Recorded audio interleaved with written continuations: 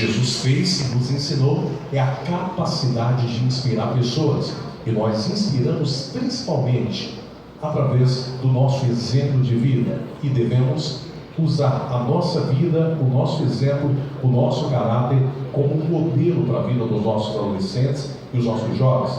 Eu disse a você, e é o primeiro ponto que eu gostaria que você anotasse nessa noite, algumas verdades práticas para uma liderança de sucesso. A primeira delas, vou repetir apenas para que você possa anotar, é: não se preocupe com quantidade. O fato de eu dizer para você não se preocupar com quantidade não significa que você não tenha, obviamente, que procurar o crescimento, que buscar conquistar, como foi dito hoje pelo pastor Eliel, que você não é apenas líder de uma igreja, você pode se tornar um líder da sua cidade. Se o seu grupo hoje tem 5, tem 10 jovens, você pode amanhã se desempenhar no trabalho com excelência, dobrar, triplicar o número desses jovens. O que eu quero dizer sobre não se preocupar com quantidade é não achar que porque você lidera apenas um pequeno grupo, você é inferior a um líder que lidera uma cidade inteira, com 100, 200, 500, 1000 ou 3.000 jovens. O segundo ponto que eu gostaria de destacar nessa noite, de uma forma bem didática, e gostaria, se possível, que você anotasse como verdade prática, é: não tente melhorar o Evangelho. Vou repetir para você anotar: não tente melhorar o Evangelho. Certa vez, alguém perguntou para mim: pastor Aran, o que eu devo pregar para o meu grupo de jovens? Eu disse: olha, prega o Evangelho. Mas ele disse: não, mas eu queria pregar algo mais atrativo para essa geração, algo que pudesse chamar a atenção deles e atrair as massas para a minha congregação. E eu disse àquele líder: querido, você só precisa pregar o Evangelho, o que vai mudar a vida dos seus jovens, o que vai trazer os nutrientes, a substância necessária, o feijãozinho com arroz, que vai mantê-lo todos os dias, não é as dicas que você vai trazer sobre namoro, sobre a moda, não é um passatempo de uma brincadeira que você vai realizar com o seu grupo de liderados. O que verdadeiramente vai mudar por completo a vida dos seus jovens e fazer com que eles, na vida adulta, não sejam raquíticos espiritualmente, é o Evangelho. E o Evangelho, queridos, é suficiente, é apenas o Evangelho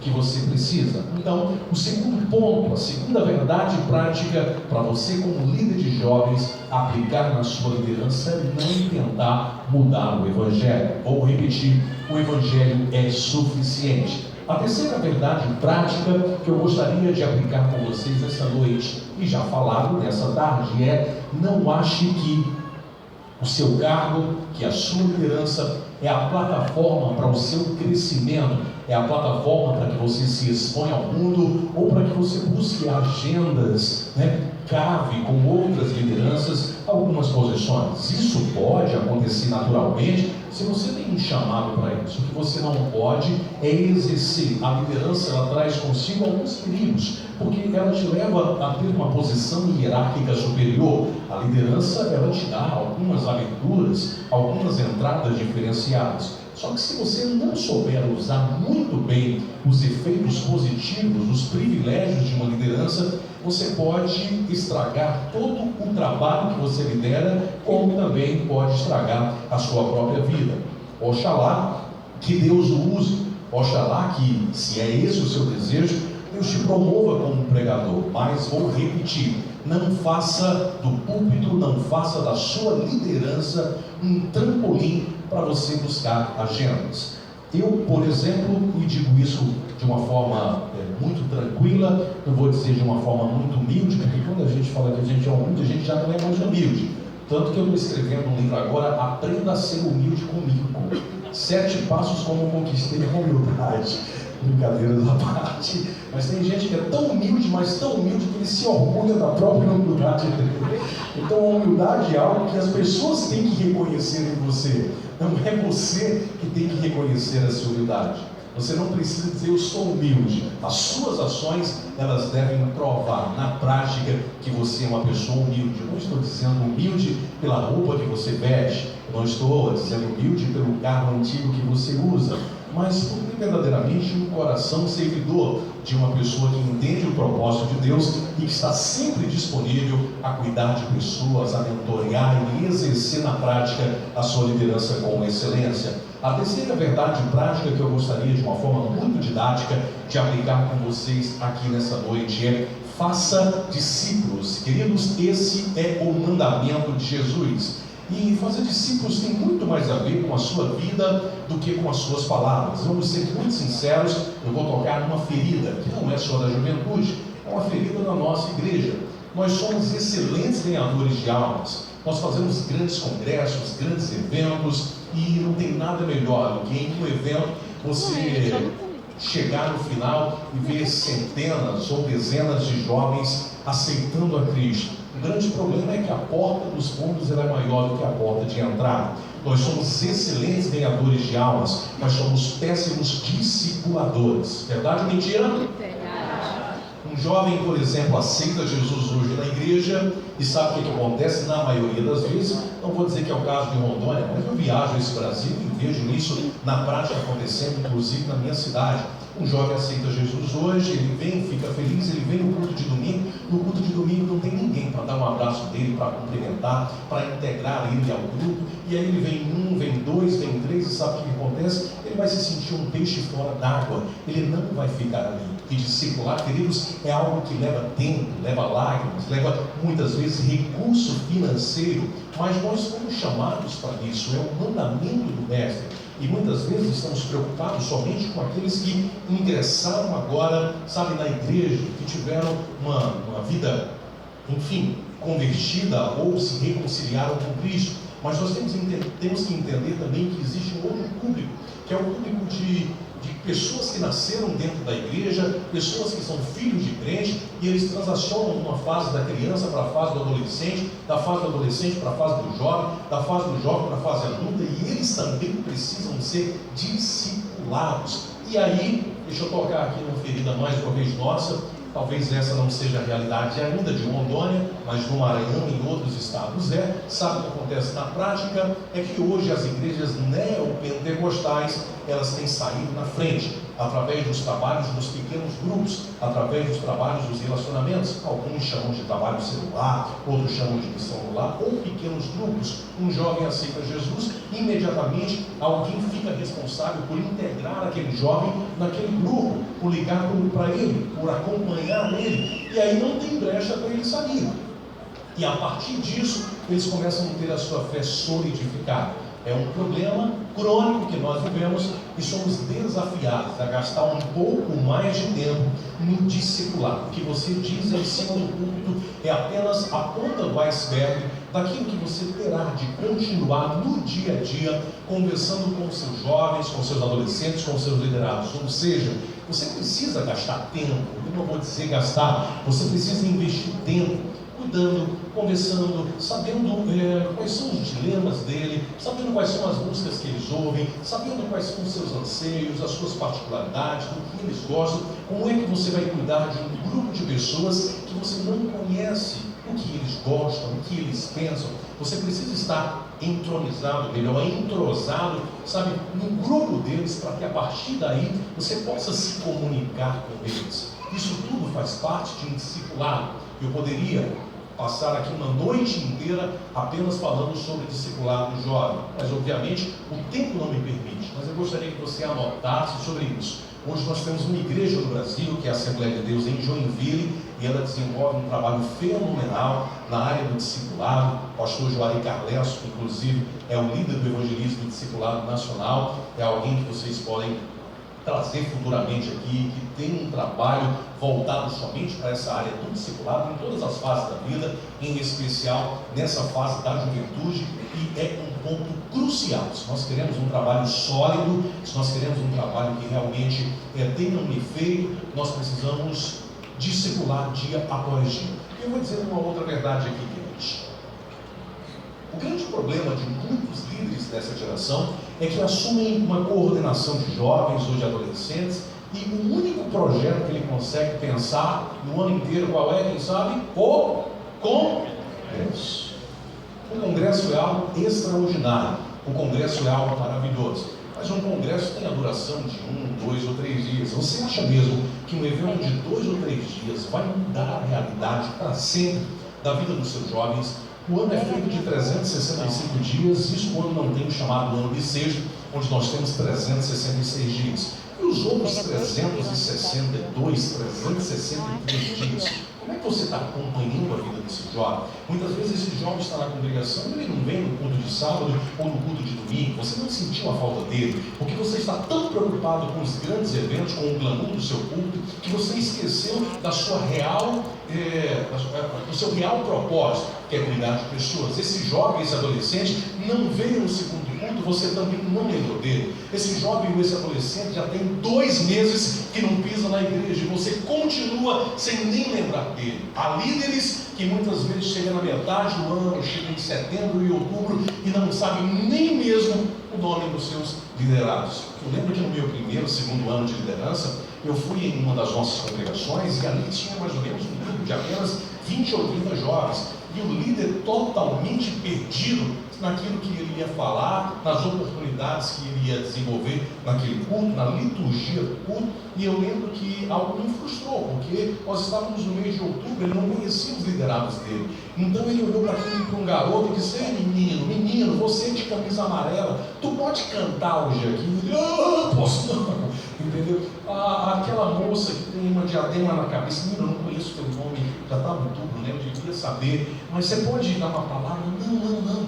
Então, assim, além de não ter um planejamento do seu culto, o líder não conhecia nem os seus jovens pelo nome. E não estou falando de uma liderança de 1.000, de 2.000, de 3.000 pessoas. Eu estou falando de uma liderança que cuidava de apenas 20 ou 30 jovens. Você precisa saber onde você quer chegar. Há um autor amazonense chamado Tiago de Mello que diz que quem sabe onde quer chegar, escolhe o caminho certo e o jeito de caminhar. Quais são as suas metas? Quais são os seus desafios? O que você vai fazer para conseguir alcançar os seus alvos? Você não pode deixar com que qualquer vento lhe leve o Espírito Santo de Deus vai me conduzindo. As coisas de Deus não são bagunçadas. O próprio Deus criou o mundo em 6 dias, no 7º ele descansou. Mas antes de criar o mundo, ele planejou cada detalhe da criação do mundo. Pelo poder da palavra, ele poderia ter criado tudo de uma vez só. Mas não, Deus fez as coisas de uma forma tudo organizada para nos mostrar que o planejamento estratégico deve fazer parte de uma liderança sucesso. Quando Jesus esteve na terra, ele sabia exatamente qual era a sua missão. Quando Jesus esteve na terra, ele sabia todos os passos que ele precisaria desenvolver para cumprir a sua grande missão, que era reinserir a humanidade diante da grande história de Deus. Sabe, queridos, eu fico muito triste quando eu vejo, por exemplo, algumas lideranças sem comprometimento, sem planejamento, sem organização.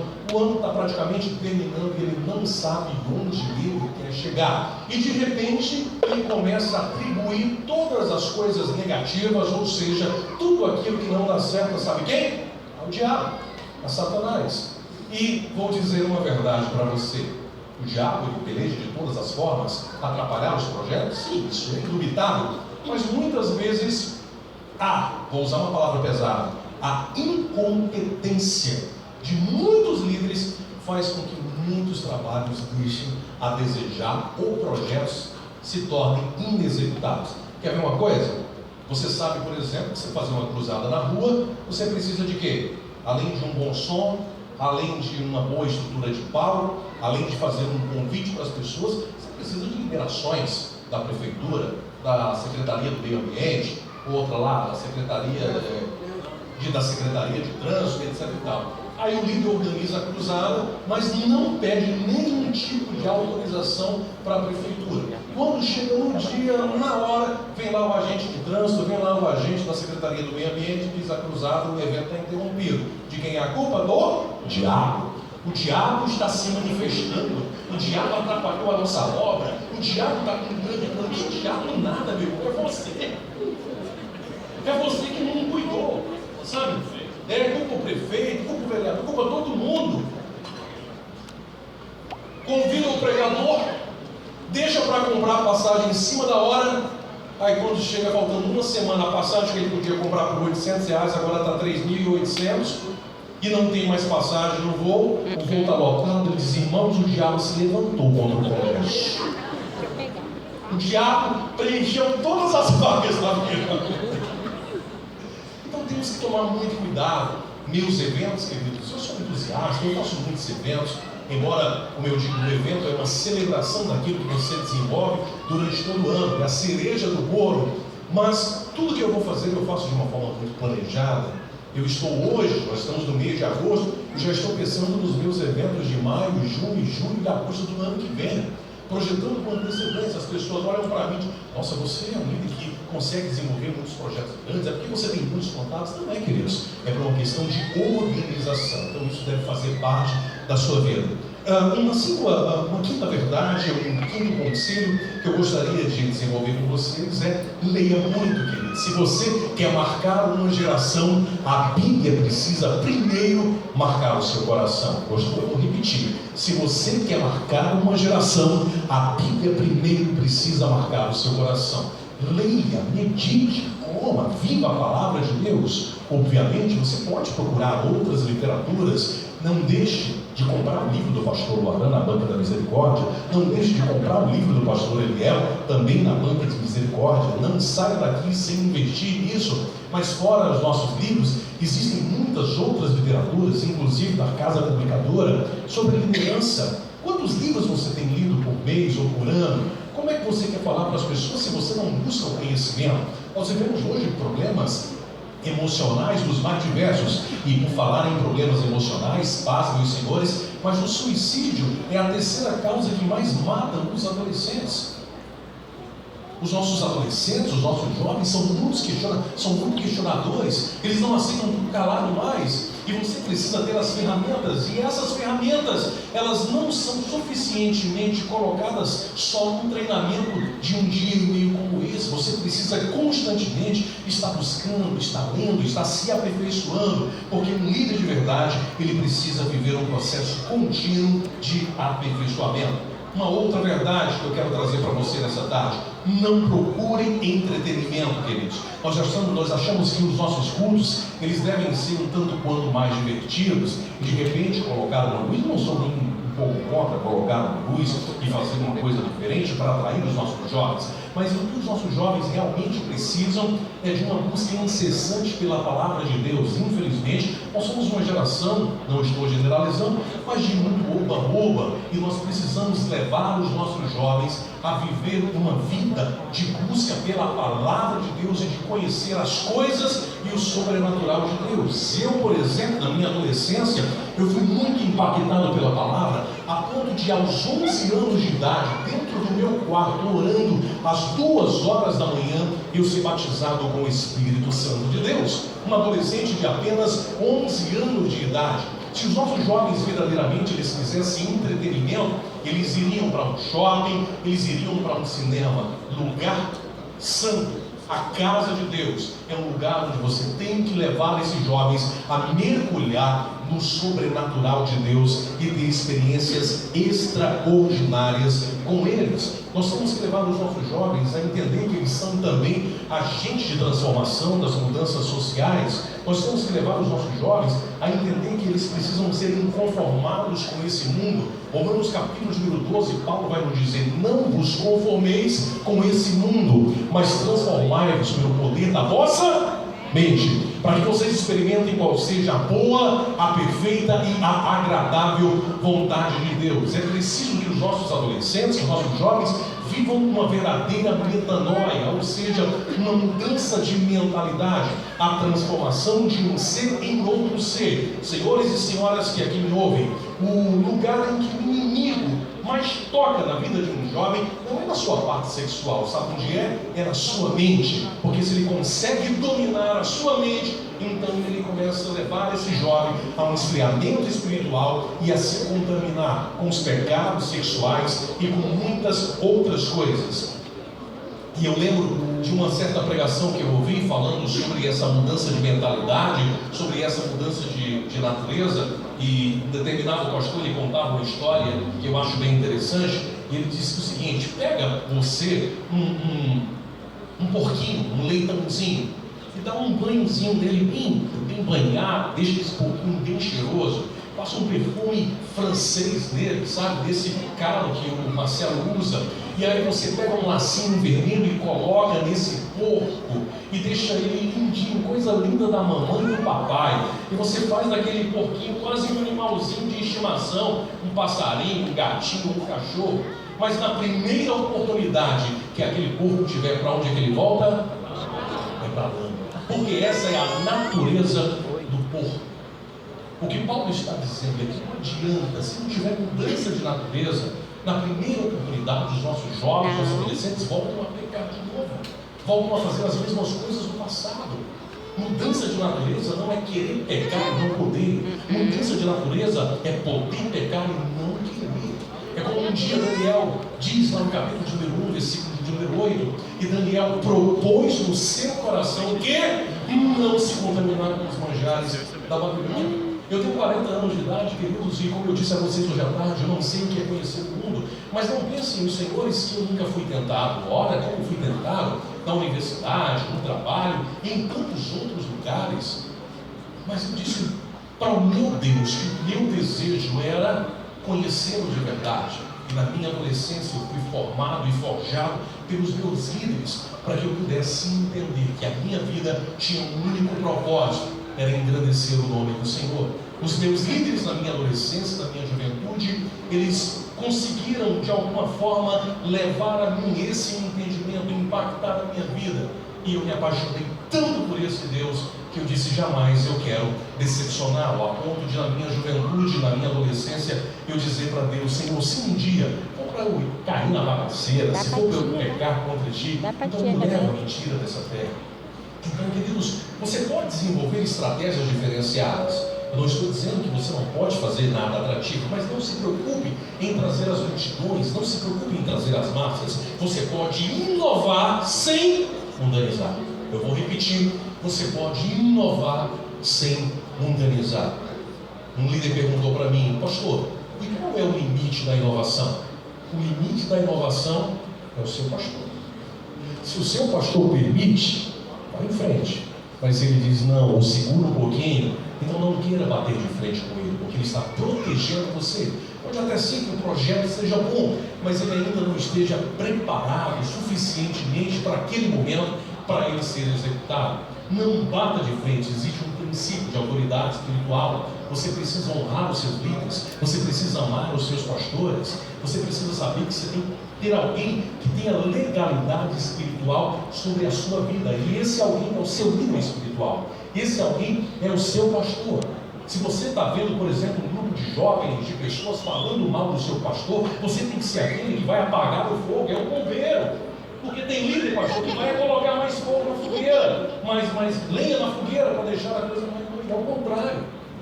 Os pastores, eles também, eu tive a oportunidade de pastorear a igreja e de saber a dor do outro lado. Eles são pessoas comuns, com as suas dores. Infelizmente, quantos pastores, quantos líderes espirituais, inclusive, passam por problemas depressivos e tiram a sua própria vida. Então, honre, ame e respeite as decisões. Eu sempre, quando levava um projeto ao meu pastor presidente, eu apresentava, eu argumentava, e eu sempre tive a humildade, a sinceridade e a humildade de dizer: pastor, eu acho que o projeto é bom, o projeto é execuível, mas eu não vou fazer se o senhor, obviamente, não concordar.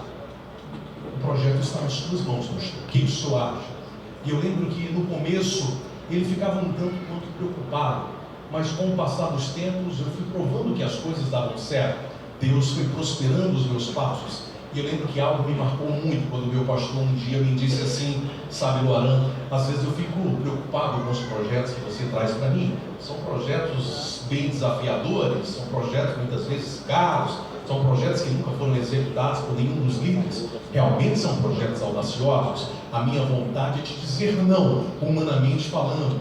Mas até agora, em todos os anos de liderança que você tem desenvolvido aqui na igreja, eu nunca vi você colocar um projeto diante de Deus, colocar as mãos sobre ele e Deus não te honrar. Então, embora eu não consiga ver o resultado do projeto, se Deus te deu, vai em frente, você tem o meu apoio. Sabe por quê, queridos? Porque Deus não dá a visão a todos, Deus dá a visão ao líder. A visão precisa ser compartilhada com a equipe, aperfeiçoada e a partir daí executada. Mas uma verdade que eu gostaria de tratar com você nessa noite: encontre um mentor, queridos. Josué, Eliseu, Timóteo, os apóstolos, todos eles precisaram de um mentor. E o que é um mentor? É uma pessoa em que você vai confidenciar as dores do seu coração. Pode ser o seu pastor, ou pode ser alguém que você tenha muita confiança.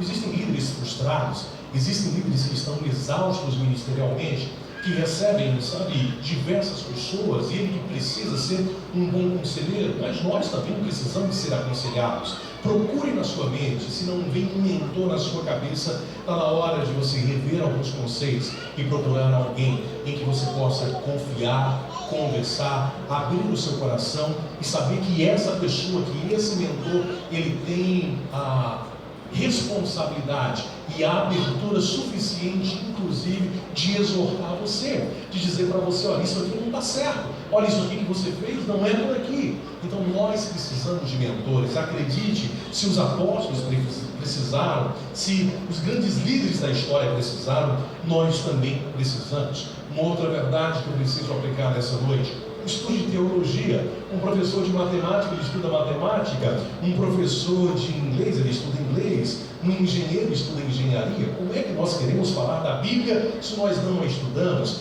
E hoje nós temos uma facilidade, se não há cursos presenciais na sua cidade, há ensino à distância, cursos maravilhosos que podem fazer você ter um crescimento exponencial no seu trabalho. Então estude teologia.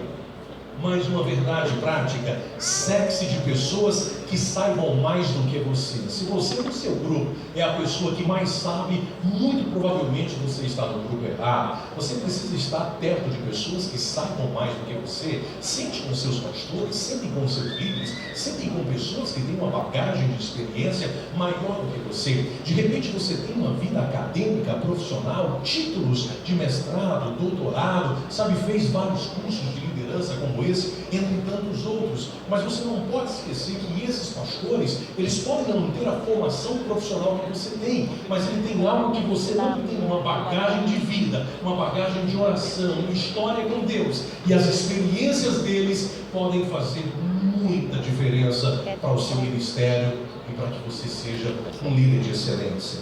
Por fim, viva o que você prega. Não diga aos seus liderados apenas como fazer. Faça, seja exemplo. Bem, eu separei esses primeiros minutos para, de uma forma mais didática, eu poder passar essas verdades para vocês. Eu tenho também isso em slides. Quis não usar o slide hoje, para a gente não ficar, enfim, às vezes eu não gosto muito. Passa slide, bota slide. Isso aí não é. Então, assim, a palestra, às vezes, ela flui melhor, dependendo da modalidade, sem o slide. Mas eu tenho um slide com todas essas informações. Além disso, tem também no meu livro, e você pode ler e aprender um pouco mais sobre isso. Mas a leitura que foi feita hoje fala sobre um dos grandes líderes do Velho Testamento. O pastor Eliel falou hoje sobre a figura de Moisés. E eu vou usar como referência nessa noite a figura do reconstrutor dos muros de Jerusalém, a figura de um líder que desenvolveu uma liderança extraordinária. Lá, inclusive, autores como Rick Warren, que tem um livro chamado Liderança com Propósito, e ele trata de uma forma muito categórica e esmiuça cada capítulo do livro de Neemias, levando isso dentro de uma perspectiva de liderança. Como esse homem, como esse líder conseguiu desenvolver um projeto tão extraordinário em Jerusalém. Para que a gente possa entender um pouco melhor sobre a vida desse líder de Neemias, é preciso a gente voltar na história. E de uma forma bem rápida e por isso, eu quero fazer algumas menções históricas. Em 586 a.C., a cidade de Jerusalém ela foi invadida pelo Império Babilônico. Os judeus foram deportados para a Babilônia e ficaram ali no cativeiro por alguns anos. Até que um dia, cumprindo uma profecia que estava registrada no livro de Isaías, capítulo número 44, salvo engano, seu último versículo, Deus então levanta um rei chamado Ciro, o rei da Pérsia, para pelejar, lutar contra o Império Babilônico.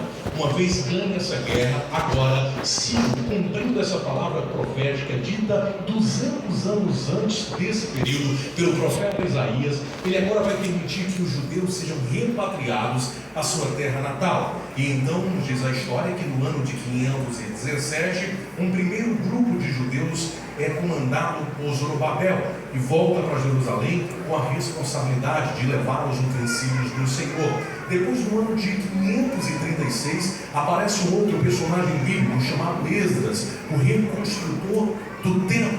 E ele também vai com um grupo de judeus para Jerusalém. E somente no ano de 445 é que então aparece esse personagem conhecido como o reconstrutor dos muros.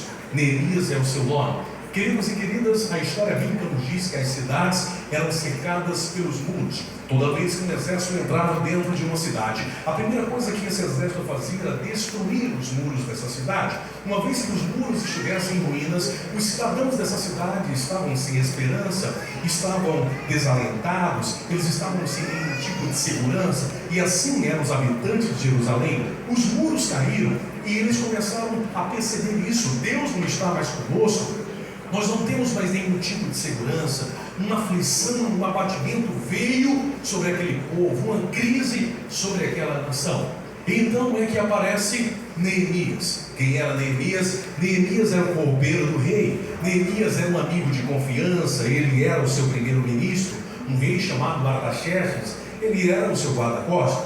E uma das funções de Neemias era beber o vinho do rei, porque naquela época havia muitos atentados contra a vida do rei. Neemias era, portanto, aquele personagem que tinha que provar o vinho, porque se o vinho tivesse envenenado, qualquer problema acontecia com outra pessoa, e não com o rei Artaxerxes. E nos diz a Bíblia Sagrada que um dia Anani, um dos seus irmãos, vai a Jerusalém, e quando ele chega de Jerusalém, lá está Neemias, penso eu, sentado na sala, no trono, no palácio, e ele espera boas notícias a respeito do seu povo, a respeito dos habitantes de Jerusalém. Mas Anani não vai trazer boas notícias. Ele diz: olha, meus irmãos, olha, meu irmão, a coisa em Jerusalém não está boa, os muros continuam em ruínas, as portas continuam queimadas, o nosso povo está em crise, os nossos parentes estão sem esperança, eles estão muito tristes, eles não sabem o que fazer. E diz a palavra que Neemias, ele vai passar alguns dias muito abatido,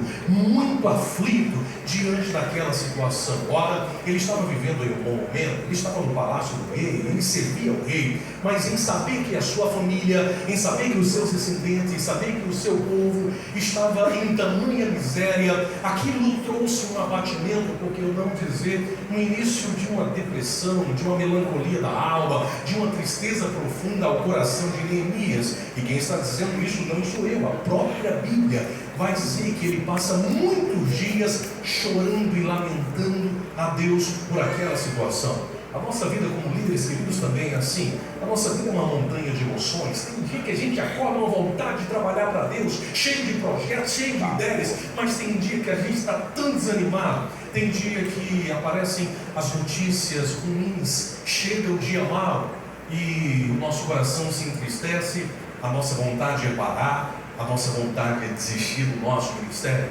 Quem sabe eu esteja falando para alguns líderes que vieram aqui e disseram: o meu ano está acabando e eu não vejo a hora de entregar o meu cargo. Não porque você não gosta de trabalhar com liderança de jovens, mas porque talvez isso tenha se tornado um fardo muito grande para você. Talvez você tenha esperado pela ação de algumas pessoas e essas pessoas tenham decepcionado o seu coração a ponto de deixá-los sozinhos. Talvez os ataques de Satanás sobre a sua família, sobre o seu casamento, sobre o seu filho, sobre os seus negócios, tem sido algo tão audacioso que tem entristecido o seu coração. E você tenha vindo aqui só os carros, só o pó, e tenha dito para Deus: Senhor, eu preciso de uma palavra, Senhor. Deus, eu preciso ouvir a tua voz. Você já ouviu a voz de Deus durante a tarde de hoje, mas eu também venho como profeta de Deus para dizer a você algo. Fica tranquilo, Deus está cuidando da tua vida, Deus está cuidando do teu ministério, Deus está cuidando dos seus negócios. Foi Ele quem te trouxe aqui.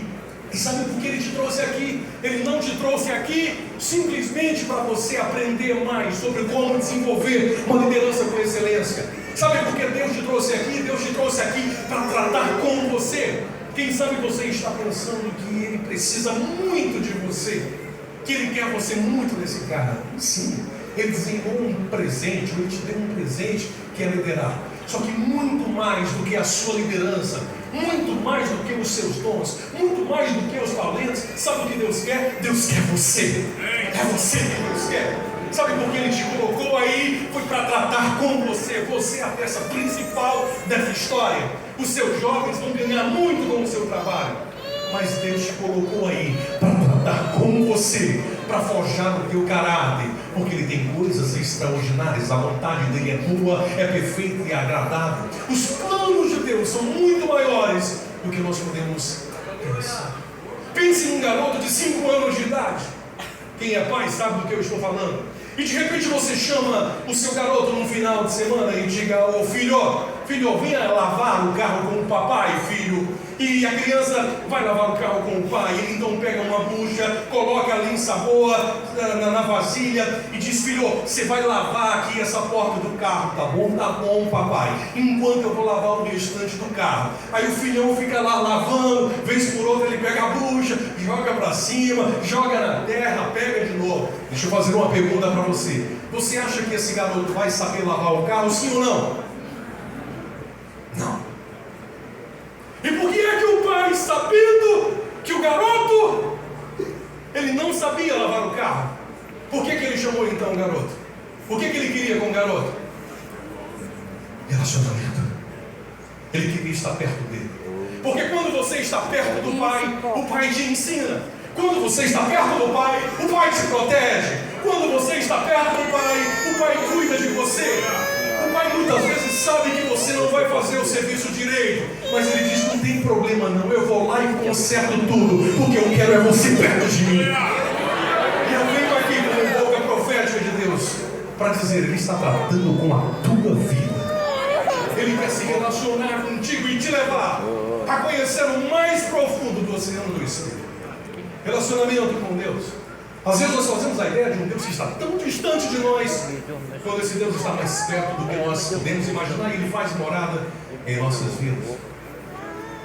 Quando nós olhamos para os grandes líderes da história, o pastor Eliel falou hoje aqui, Moisés conversava face a face com Deus. Davi era um homem segundo o coração de Deus. Abraão era chamado amigo de Deus, a ponto de, antes de Deus destruir Sodoma e Gomorra, ele disse: como eu poderia fazer algo sem antes falar com meu amigo Abraão? Vai para o Gênesis.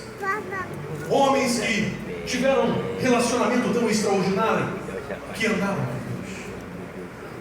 Deus. Porque Deus quer de nós é uma vida de relacionamento, de intimidade. E certa vez eu aprendi isso com a vida de uma criança, pastores. Eu estava coordenando um congresso de missões em Imperatriz. E ao final daquele congresso, no domingo à noite, eu deixei o pastor após o jantar num hotel. E quando voltei, deixei ele no hotel, melhor dizendo. E quando eu estou saindo, o telefone toca e ele diz: ô pastor Luaran, eu esqueci a máquina fotográfica que o meu filho me deu na casa do secretário de missões. Será que você pode pegar para mim? Eu disse: tudo bem, eram 11 horas da noite. Então eu andei alguns metros no meu carro, parei no centro da cidade, o sinal estava vermelho, eu abri uma farmácia do lado. De repente um garotinho bate na minha porta e diz: moço, você pode me dar um dinheiro? Eu disse: moço, rapaz, é 11 horas da noite, para que você quer dinheiro? Se eu preciso comprar um remédio. Eu não dei muita atenção para aquele garoto, mas tirei R$1 que estava ali no bolso e dei para ele. Eu andei mais ou menos uns 70 metros, queridos e queridas, quando de repente a voz do Espírito Santo de Deus falou comigo e disse: volte e atende aquele garoto. Senhor, eu disse: volte e ouça o que ele tem a dizer. Eu cheguei e disse: como é seu nome, garoto? Ele disse: Yuri. Quantos anos você tem, Yuri? Ele disse: eu tenho 11 anos de idade. Qual é o seu problema, Yuri? Ele disse: não, tio, é porque eu não tenho mais minha mãe, eu tenho só o meu pai. O meu pai é um senhorzinho de idade. Nós temos uma máquina Xerox, uma fotocopiadora em casa. É disso que nós vivemos. A máquina quebrou essa semana, nós não temos dinheiro para consertar essa máquina. E começou a faltar um alimento lá em casa, mas eu não estou atrás de alimento. Ainda tem um pouquinho de arroz com feijão lá e tem algumas garrafas PET com água. E a gente está se alimentando de farinha, de arroz e de feijão. Mas o que eu estou atrás, tia, de um remédio para o meu pai. Porque o meu pai é diabético, é hipertenso, começou a falar um monte de coisa. E ele toma um remédio controlado. E o médico disse para ele que se ele não tomar o remédio, ficar um dia sem tomar, ele morre. Ele não vive. Tio, e o remédio acabou ontem. Já tem 24 horas. E eu não quero perder o meu pai, tio. Eu disse, quanto é que você tem aí, garoto? Ele disse, eu tenho R$6. Disse, que hora você está aqui? Disse, eu estou aqui desde as 4 horas da tarde até 11 da noite. E tudo que eu consegui foram R$6. Eu disse, meu Deus, eu vou ajudar essa criança. Remédio desse deve ser uns 15, 20 conto. Eu vou ajudar essa criança. Então eu fui até a balconista e disse, moça, você tem esse remédio? Eu disse, olha, eu não tenho, mas aqui na frente tem. Eu disse, só por curiosidade, quanto é que custa? Ela disse, custa R$250. Eu disse, Jesus, tu falou com a pessoa errada. Quem é que para no meio da noite para ouvir uma criança comprar um remédio de R$250? Olhei a carteira e disse, Jesus, tu sabe, nem dinheiro eu tenho, pai, então não é comigo esse negócio. Aí Jesus falou assim, tu não tem dinheiro, pastor, tem um cartão de crédito, vamos usar ele. Você obedece. Eu disse, meu Deus do céu, Jesus está mandando eu ter que fazer, sabe? Aquele fazer que, Jesus, é 250, Jesus, não é 20, não, é 250. Eu respirei fundo e disse, vou obedecer a voz de Deus. Só que naquele ímpeto de pregador, do evangelho, eu disse assim, tem uma coisa, eu vou dar esse remédio, mas esse garoto vai ter que se converter. Ele vai aceitar Jesus, que esse remédio está muito caro. Tem que valer a pena, pelo menos essa almazinha aqui eu vou ter que ganhar para ele. Aí eu sentei do lado dele, 11h15 da noite, eu disse, Yuri, vem cá, passei o bracinho dele, tem uma notícia boa para te dar. Eu disse, ele disse, o que é? Ele disse, eu vou comprar um remédio pro seu pai. Ele disse, é mesmo, tio? É mesmo? Tá falando sério? Eu disse, sim, eu vou comprar um remédio do seu pai. Ele disse, meu Deus, que coisa maravilhosa. Eu disse, mas antes nós temos que conversar, senta aqui. Abri a Bíblia para ele. Disse, meu filho, deixa eu te fazer uma pergunta. Alguém já falou de Jesus para você? Alguém já leu a Bíblia para você? Alguma vez você já pisou numa igreja? Ele olhou assim para mim, meio com uma cara quase de deboche. E disse, que pergunta boba é essa, tio? Se Jesus é meu melhor amigo, eu sou crente da Assembleia de Deus, meu pai é presbítero e é porteiro da igreja. Eu disse para ele, Yuri, e o que foi que você disse para Jesus antes de vir para cá? 11 anos de idade, uma adolescente de 11 anos de idade. Ele disse, Jesus, são 4 horas da tarde, eu não tenho dinheiro nem para pegar um ônibus até o centro, eu vou ter que andar uns 3 quilômetros a pé, mas eu conheço um Deus que supre as necessidades dos seus filhos, e eu só vou voltar para casa na hora que levantar um filho teu nessa cidade para providenciar o milagre que o meu pai precisa. 11 anos de idade, aquele adolescente já era um adolescente impactado pela glória e pelo poder de Deus. Aquele testemunho foi muito forte, eu sei que marcou a vida daquele garoto. Só que muito mais do que marcar a vida daquele garoto, marcou a minha. Eu nem sabia, mas eu era líder dele, pastor. Eu era líder daquele garoto. Aquele garoto me deu uma lição. Deus dizendo, tá vendo, ele só tem 11 anos de idade. Busca a minha face, busca a minha presença, te humilha, e tu vai ver o que eu vou fazer na tua vida e no teu mistério. Neemias chega, está batido, mas Neemias, no nome de Deus, a Bíblia vai dizer que ele vai buscar a Deus em oração. Líder que não ora não alcança sucesso, querido. Nós precisamos de uma vida de oração. E para que a oração serve? A oração, ela mostra a nossa dependência de Deus. A oração, ela alivia as nossas cargas. A oração libera o poder de Deus. Jeremias 33:3 diz, clama a mim, responder-te-ei, e te anunciarei coisas bem pequenininhas que tu não sabes, coisas grandes, extraordinárias. Eu profetizo nessa noite que há novidade de vida para você. Eu profetizo que Deus vai abrir os teus olhos espirituais e vai te mostrar o extraordinário. Receba essa palavra em nome do Senhor Jesus. Está batido, mas ele sabe que ele não vai conseguir ganhar essa guerra se não for atrás da oração. Muitas vezes você está com um problema usando estratégias humanas. As estratégias humanas não vão mudar a tua realidade. Coloca o teu joelho no chão. Coloca a tua equipe para orar. Vai buscar a resposta de Deus. E os céus vão se mexer, se movimentar pela tua vida, pelo teu nome. Você tem um jovem problemático. Você já aconselhou ele e ele não muda. Vai para a oração, porque o que você não muda, o Espírito Santo de Deus tem a capacidade de mudar. Querer tirar da igreja quem não presta, a nossa concepção. Você precisa, como Deus, ter um olhar de misericórdia sobre os seus liderados. Se Ele fosse nos julgar pelos nossos erros, não escaparia um. A Bíblia diz que as misericórdias do Senhor são a causa de não sermos consumidos, porque as suas misericórdias não têm fim. Por mais que você dependa delas, olhe para o seu jovem não como um pecador. Olhe para o seu adolescente não como um garoto problemático, um aborrecente. Olhe para ele como um diamante que precisa ser lapidado. Olhe para ele com um olhar de misericórdia. De repente a família dele abandonou. De repente a sociedade abandonou. E Deus te colocou como um pai espiritual para cuidar desse jovem. Porque amanhã ele pode ser um grande ganhador de almas. E é você quem vai inspirar. E é você quem vai capacitar. E é você quem vai instruir e mentorear a vida desse liderado. Neemias está triste. O rei chega e vê ele abatido. Diz: qual o problema, Neemias? Conta aí, nunca te vi assim. Diz: meu rei, tu vive para sempre. Mas como poderia eu não estar triste se Jerusalém, a cidade, sepulcro dos meus pais, está em ruínas? Como poderia eu estar aqui nesse palácio, vivendo e comendo do bem e do melhor, mas sabendo que existe um povo que precisa de mim? O rei então pergunta para ele e diz: o que você quer que eu faça? O que eu posso fazer por você? Ele disse: já que o rei perguntou, eu vou aproveitar a oportunidade. Opa, grava essa palavra. Oportunidade. Como é, rei? Você perguntou isso mesmo? O que você pode fazer? E já que você perguntou, então me permita ir até Jerusalém, restaurar os muros de Jerusalém, trazer esperança para aqueles que precisam de mim, a cidade, sepulcro dos meus pais, dos meus parentes, o meu povo. Existe um povo que espera por mim.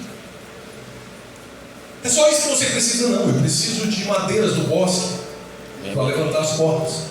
Eu preciso de cartas para apresentar aos governadores da além rio. Quando alguém quiser me parar, eu posso apresentar a carta e dizer: sai do meio, Satanás. Quem mandou passar foi o rei. Estou sentindo ele na casa. Aleluia.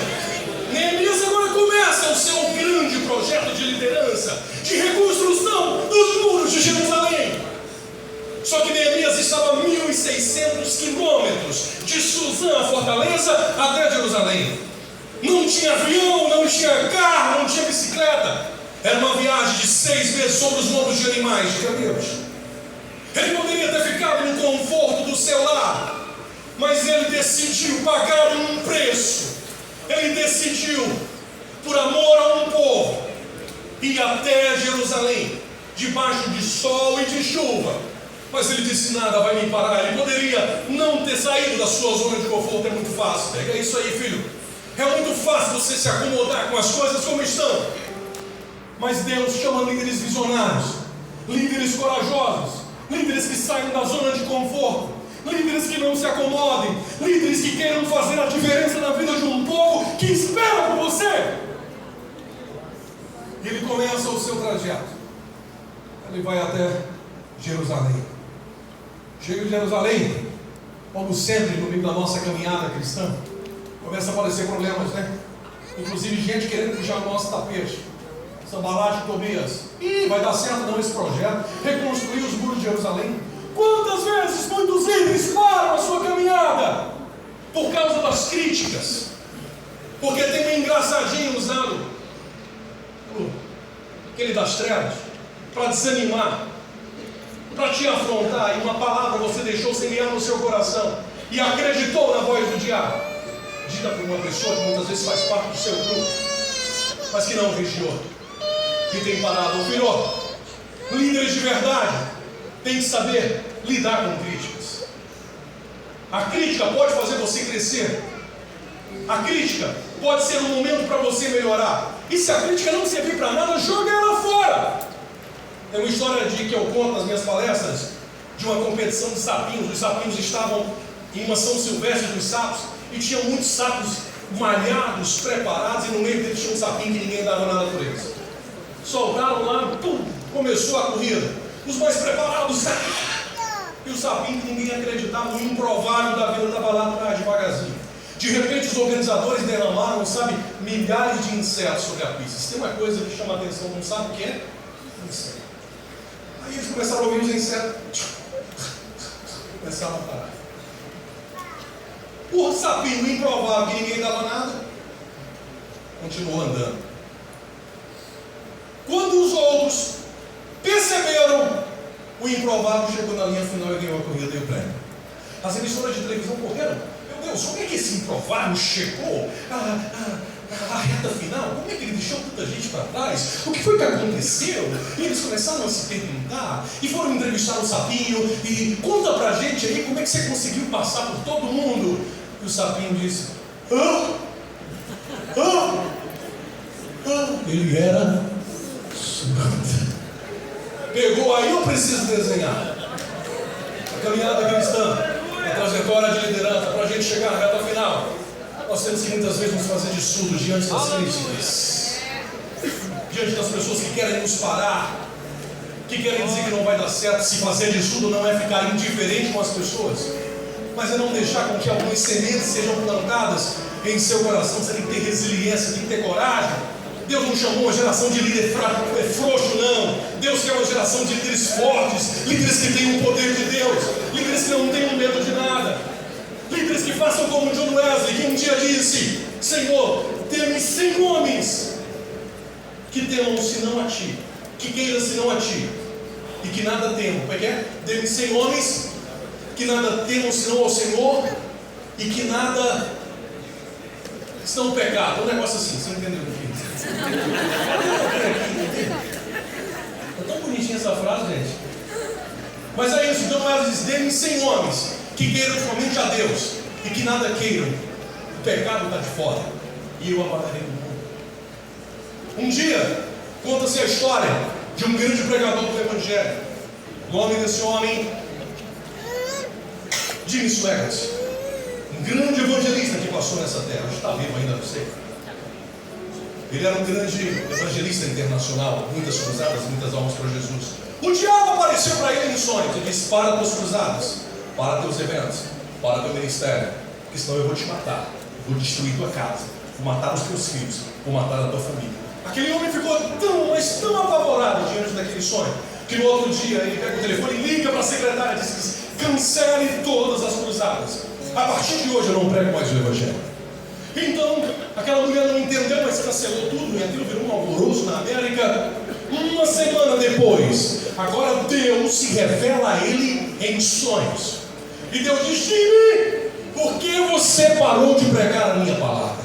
Ele disse: Senhor, o diabo apareceu para mim e disse que se eu não parar o meu trabalho, a liderança, o meu ministério, ele vai me matar e matar toda a minha família, porque ele tem poder. Então Deus disse para ele: ô Jimmy, o diabo não mentiu para você quando ele disse que tinha poder. Ele só esqueceu de te dizer que só eu, o Senhor, é que tenho todo o poder no céu e na terra.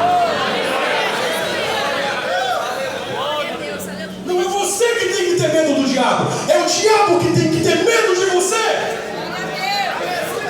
Aleluia, aleluia, aleluia.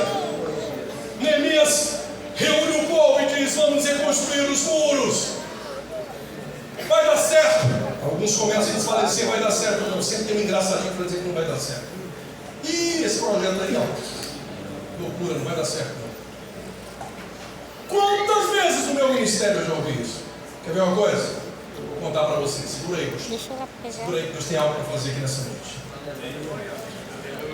Meu primeiro ano de liderança, voltava de uma viagem missionária.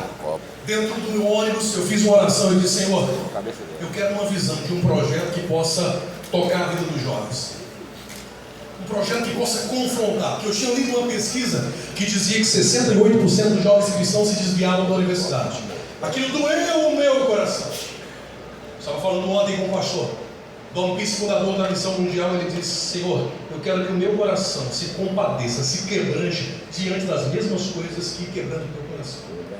Deixa eu te falar uma coisa: aquilo que mais te dói, aquilo que mais te deixa irado, né? Aquilo que mais te deixa zangado, pode ser ali o teu ministério. É aí onde Deus quer te usar para mudar essa situação. Eu estava zangado. Eu disse para Deus: Senhor, eu quero ser usado por ti. Me dê um projeto, Senhor, que possa mostrar aos jovens da minha cidade, do meu estado, do meu país, que o mundo não compensa. Isso foi no ano de 2009. De repente Deus começa a falar comigo dentro do ônibus e diz: eu estou te dando a visão agora. Muitas vezes a visão está diante do nosso nariz, nós não estamos enxergando. Eu olhei de novo e disse: Senhor, eu não estou vendo nada. Pela terceira vez eu disse: Senhor, eu não estou vendo nada. De repente eu vi uma TV ligada, um filme chamado Prova de Fogo. Alguém conhece? Irmãos Kennedy, Estados Unidos, Quarto de Guerra, Desafiando Gigantes, entre outros filmes americanos.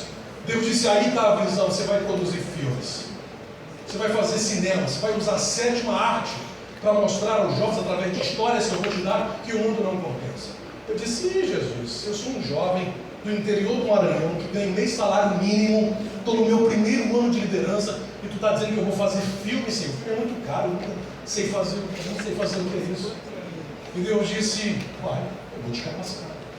Cheguei e disse: não, isso é muito para mim, eu estou pirando, não, isso não é para mim.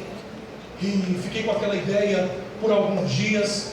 Disse: é uma visão muito bonita, mas isso é muito grande para mim, isso não é coisa da minha cabeça, não é Deus que está falando comigo.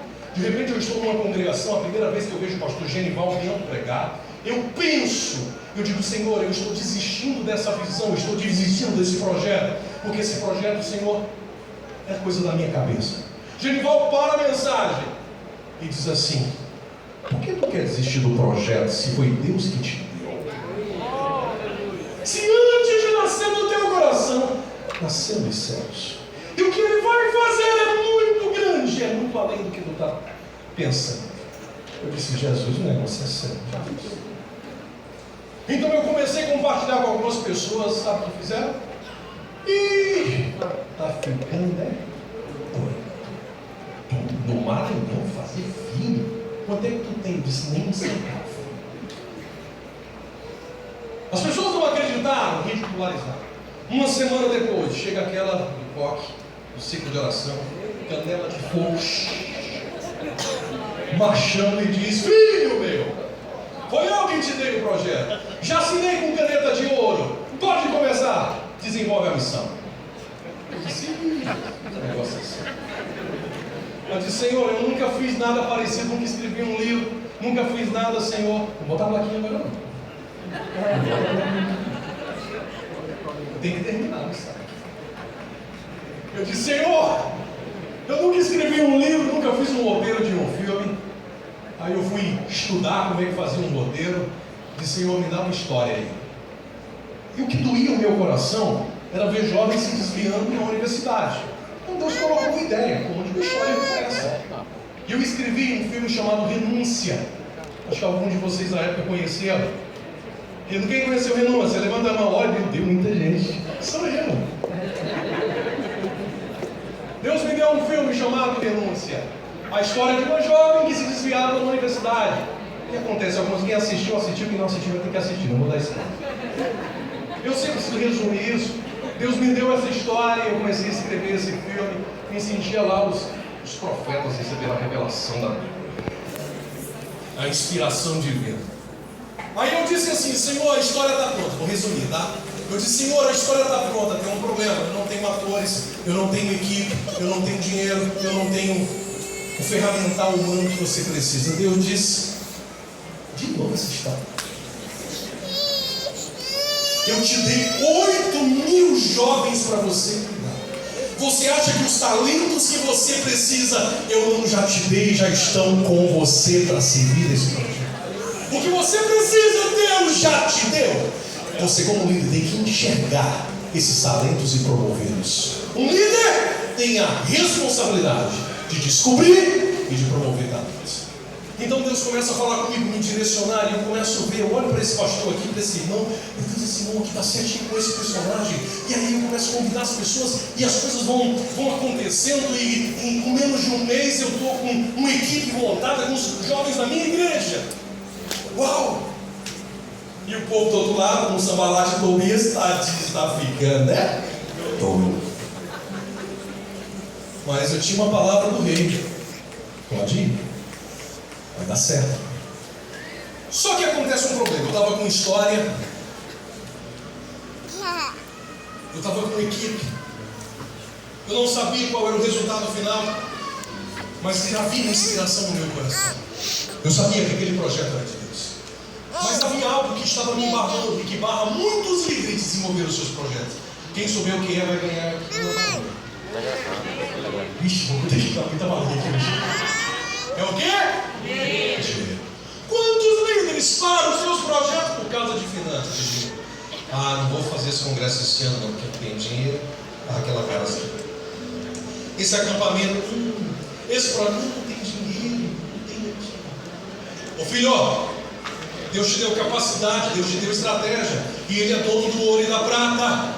Ô filho, eu disse para Deus, Senhor, eu não tenho grana, eu precisava, à época, 11 anos atrás, comprar uma câmera que custava 10 mil reais usada, uma câmera de cinema. Eu disse, Senhor, eu não tenho esse dinheiro, o que eu vou fazer? Eu disse, faz um projeto. Peguei um projeto bem elaborado e disse, vou levar em 20 empresários da cidade. Vou pedir 500 para cada um, vai demorar um ano, mas eu vou conseguir o dinheiro. Eu vou marchar. Sabe a história de Israel? Ô Moisés, por que clamas a mim? Diga ao povo de Israel que marche. O possível que abrir o mar, Deus vai fazer. Ou o impossível. Mas marchar é com você, filho. Correr atrás. Desenvolver um projeto. Eu não vai pegar o povo e transladar ele para o outro lado do mar. Marcha que eu vou ali. O milagre vai acontecer. Faço um projetinho, todo feliz, e na minha cabeça eu vou no primeiro empresário ali da cidade, que é um amigo meu, ele me conhece, quem sabe ele me dê 500. Começo a apresentar o projeto para ele, ele começa a chorar e diz, não, para tudo. Eu disse, para por quê, filho? Juro o nome dele. Ele disse assim, não precisa você me dizer mais nada, porque tem 3 meses que em sonhos Deus vem falando comigo sobre um filme e eu não sabia o que era. Ele disse, quanto você precisa? Eu disse, 10 mil reais. Ele pega o talão de cheque deles, faz um cheque de 10 mil reais e entrega na minha mão. E ele diz, desenvolva um projeto, porque antes de você vir aqui, Deus já havia falado comigo e providenciado tudo que você precisava. Mas eu tive que marchar, eu tive que correr, eu tive que ir atrás. E Deus foi direcionando e abrindo o mapa. Agora eu tinha um projeto. Eu tinha um equipamento, eu tinha os atores que eram os meus jovens, eu tinha um roteiro pronto, vamos começar o projeto. A obra de Deus começa difícil, torna-se impossível. Aí ela é feita. Vou repetir, a obra de Deus começa difícil, torna-se impossível. Aí ela é feita. Sabe por quê? Porque Deus não divide a glória dele com ninguém. Diz, eu vou mostrar para você que quem faz sou eu. Você não depende dos outros, você depende do céu. E o seu projeto vai ter um nome, o nome dele vai ser milagre. Aleluia. Deus não divide. Eu disse, Senhor, não seria mais fácil tu usar alguém para depositar 200 mil reais na minha conta? E eu disse, bonito, acho que eu vou fazer isso? É o pão de cada dia, é o maná do céu. Tem que trabalhar, as coisas vão acontecer. Mas eu vou te provar, enfim. Irmãos, e foram 2 meses, 2 anos e 7 meses. Muitas provas, muitas dificuldades acontecendo. O diabo tentando matar. Eu digo que o diabo é especialista em matemática, probabilidade. Ele não conhece o futuro, mas ele consegue ver a probabilidade de um projeto da ação. Ele vai fazer tudo para destruir. Se você pensar de discórdia, de tentativa de morte, tem uma cena lá que a menina sofre um acidente de carro. Na outra semana que a gente gravou, um acidente aconteceu com as mesmas pessoas. As meninas passaram 3 dias no hospital sangrando. É coisa que eu teria que passar um dia contando para você. 2 anos e 7 meses o projeto pronto. Eu olho agora e Senhor, o projeto está bonito, né? O que eu vou fazer, Jesus? Vou lançar aqui na minha cidade. Aí me veio uma ideia, o Espírito Santo falou comigo, disse, liga na CPAD. Eu não conhecia ninguém de lá, mas meu pastor era conhecido. Aí eu falei com o pastor Silas Daniel, que é o diretor de jornalismo. Ele disse, olha, eu sou líder de jovens aqui da igreja do pastor Raul. Pastor Raul, a gente conhece. Pastor é sombra, né? Não me conhecia, mas conhecia o meu pastor. E sabia que o pastor Raul não ia colocar qualquer um para ser o líder dele. Então meu pastor tinha moral. Como meu pastor tinha moral, eu também tinha moral. Aí eu disse, olha, eu tenho um projeto que eu fiz com os jovens aqui no Maranhão, com um filme, tá? Um orçamento baixo. Será se vocês podiam colocar uma nota no Mensageiro da Paz? Ele disse, manda para mim o projeto no trailer. Eu mandei, resumindo a história. 2 dias ele me liga e diz, olha, eu mostrei o teu projeto para os diretores aqui da casa e a gente quer fazer uma proposta para ti. Nós não queremos lançar o teu filme no Mensageiro da Paz. Nós queremos saber se você não quer assinar um contrato com a gente, porque nós queremos lançar o teu filme como o primeiro filme das Assembleias de Deus no Brasil. Ali nasceu o primeiro cineasta assembleiano. Outro dia eu estava no Passarinho de Ferro. Tudo de terra, assinar um contrato. Um filme de Guarã Reis. Ainda botaram o Guarã Reis na capa. Nunca tive uma oportunidade, no dia que tem, eu troca meu sobrenome. Eu não geral. Sabia quem foi, eu mandei a capa prontinho. Tudo bem, queria me exaltar a posição de majestade, mas eu precisava mudar meu sobrenome na capa. Resultado disso, lançamos o filme no Brasil. A época em DVD ainda. Na primeira sessão de lançamento do Imperatriz, 200 pessoas se converteram a Jesus. Criou um alvoroço muito grande, a Assembleia de Deus fazendo o filme. Ninguém sabia que era o Jogo do Maranhão, era a CPAD lançando, a CGADB. Então todo mundo quis conhecer esse filme e começou a passar em muitos locais, em muitas igrejas. E eu comecei a receber testemunhos do Brasil inteiro. Olha, passamos o filme aqui, 50 jovens aceitaram Jesus, 200 jovens, 500 jovens. E ao longo desses anos eu recebi testemunhos que, se eu fosse contabilizar, já passava de mais de 100.000 pessoas que se converteram através dessa visão. Essa semana, ou agora na última convenção, na última AGO, eu cheguei em um grupo de moças, de meninas, chegaram para mim e disseram, pastor, a gente veio aqui só te agradecer. Eu disse, agradecer por quê? Agradecer porque há 10 anos atrás nós éramos apenas 5 adolescentes. E um dia, aqui no Rio Grande do Sul, nós assistimos o filme que você produziu no Maranhão. E esse filme foi a vacina de Deus na nossa vida. Foi por causa desse filme que nós nunca nos desviamos da casa de Deus. A visão precisa ser maior do que o visionário. Onde o visionário não vai, a visão chega. 2 anos mais tarde, eu estava lançando o meu segundo filme, Renascer. 7 anos depois, Deus então me fez conhecer a história de um pastor que era traficante de drogas. Pena que não vai dar para passar porque não tem áudio aqui, mas depois vocês verão na internet. Eu conheço a história de um pastor que era traficante de drogas, assaltante de banco. Eu disse, cara, a tua história dá um filme. Eu escrevi, vou terminar. Eu escrevi, sabe? Não vai dizer que é o inimigo não, né? Eu escrevi aquela história. 7 anos depois, eu lanço meu terceiro filme chamado Bené. Eu dublo esse filme para espanhol. Bené hoje já percorre mais de 40 países do mundo. Mais de 1.200.000 pessoas já foram alcançadas em espanhol. Eu tenho recebido relatos da Nicarágua, da Venezuela, do México, de tantos lugares, de pessoas que têm conhecido o Evangelho através de uma visão que nasceu lá na cidade de Imperatriz, Maranhão. Por diretores que não eram diretores, atores que não eram atores, de um grupo de jovens da Assembleia de Deus que acreditaram em uma visão e que disseram, nós queremos ser relevantes, nós queremos fazer a diferença, nós queremos mudar a história de pessoas. E quando eu penso que já está tudo ok, Deus então agora me dá meu quarto filho. Sabe? As coisas vão acontecendo, Deus vai te preparando. Renúncia foi um filme legal para a época. Melhorei, Renascer. Bené já foi uma produção bem mais avançada. Há um ano atrás, Deus me deu e começou a queimar no coração um outro projeto. Esse projeto é... Meu Deus, que coisa de louco. Meu Deus, só em pensar eu digo, Senhor, o que é isso, Senhor? E eu comecei a escrever uma história. Mas o filme não é o projeto. O filme é apenas a estratégia. para causar um grande reavivamento na nossa nação e em meio à nossa juventude. O projeto já está pronto, o projeto já está aprovado, só estamos agora vendo a viabilidade financeira, porque é um projeto muito caro. Mas orem, porque eu creio que está dentro da vontade de Deus e permitindo Deus e o recurso chegando às nossas mãos. Dentro de mais um ano, vocês conhecerão uma linda e bela história que vai impactar o Brasil.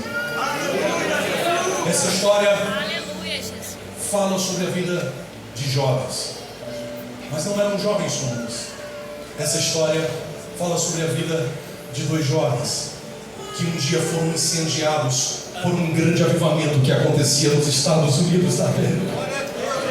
Essa história fala dois jovens que um dia receberam uma visão de entrar em um navio e de descer em uma cidade chamada Belém do Pará, para fundar o maior movimento pentecostal da história, as Assembleias de Deus no Brasil. Orem por esse projeto, porque se depender de mim, dentro de 1 ou 1 ano e meio, vocês estarão assistindo em Rondônia, pela fé, a história das Assembleias de Deus no Brasil. Você é do tamanho da sua visão. Aleluia! Você é do tamanho da sua visão. E termino agora, é o menino do louvor.